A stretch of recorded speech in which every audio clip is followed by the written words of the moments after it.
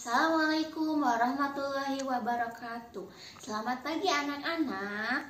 Nih, kalau di kelas biasanya kalau ibu tanya apa kabar semuanya hari ini, harus semangat jawabnya alhamdulillah, luar biasa, dahsyat, dahsyat, Allahu Akbar. Nah, ibu akan sedikit menjelaskan dan memberikan informasi pada anak-anak bahwa kita itu sekarang ini tidak libur. Nih, ada orang tua yang bilang, "Bu, katanya sekarang itu libur panjang." Wah, salah besar nih. Sekarang ini kita tidak libur panjang atau libur sekolah, tapi kita belajarnya pindah dari sekolah ke rumah. Karena Aa dan Teteh pasti sudah tahu ya, kalau sekarang ini lagi ada virus apa, corona. Jadi kita itu harus diam di rumah, menjaga kesehatan dengan cara makannya yang sehat, yang banyak, terus sering mencuci tangan, dan ingat nih, tidak boleh keluar rumah kalau misalkan tidak sangat penting. Mengerti ya?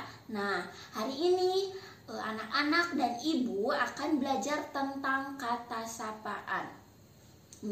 Ibu akan menjelaskan pengertian kata sapaan. Kata sapaan adalah kata yang digunakan untuk menyapa atau menegur seseorang saat berbicara langsung. Nih, contohnya apa ya kata sapaan itu? Ada yang tahu? Nih, ibu akan memperlihatkan contoh kata sapaan. Nih, contohnya, "Hai Edo." Coba tebak nih, mana yang termasuk kata sapaannya? Apakah hai atau Edo ya? Nih, siapa yang benar? Yang termasuk kata sapaan adalah Edo. Nih, Edo. Kata sapaannya Edo. Selanjutnya, kita akan belajar tentang bentuk-bentuk kata sapaan. Ada berapa ya bentuk-bentuk kata sapaan? Ada 1, ada 2, atau ada 4. Kita lihat nih. Bentuk-bentuk kata sapaan itu ada 4. Yang pertama ada nama diri. Yang kedua nama panggilan keluarga. Yang ketiga nama gelar atau profesi. Bisa disebut juga pekerjaan ya kalau profesi. Dan yang terakhir nama pelaku atau peserta. Jadi ada 4 ya bentuk-bentuk kata sapaan.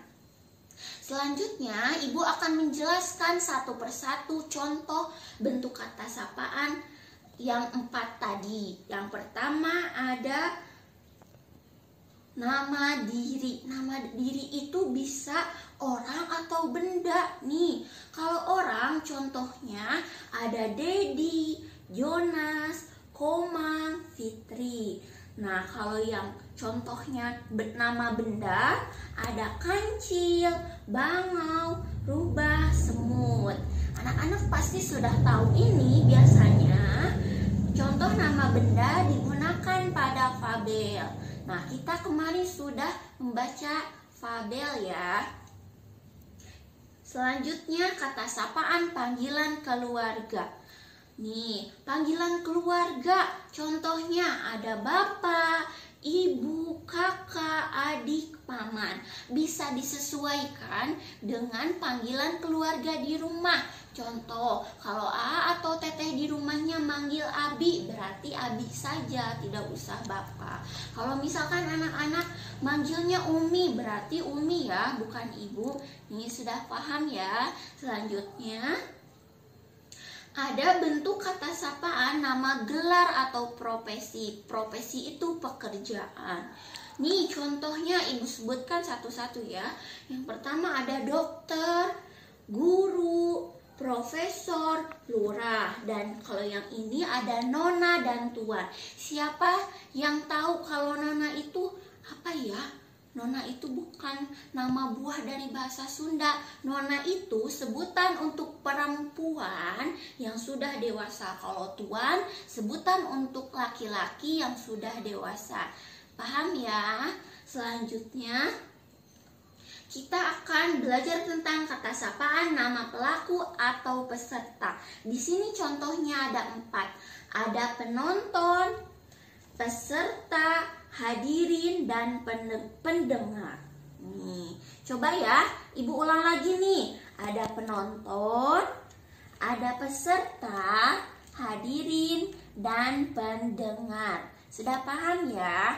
Nah, sekarang Ibu akan menjelaskan bagaimana cara menulis kata sapaan dalam kalimat. Nih, penulisan kata sapaan diawali dengan huruf kapital.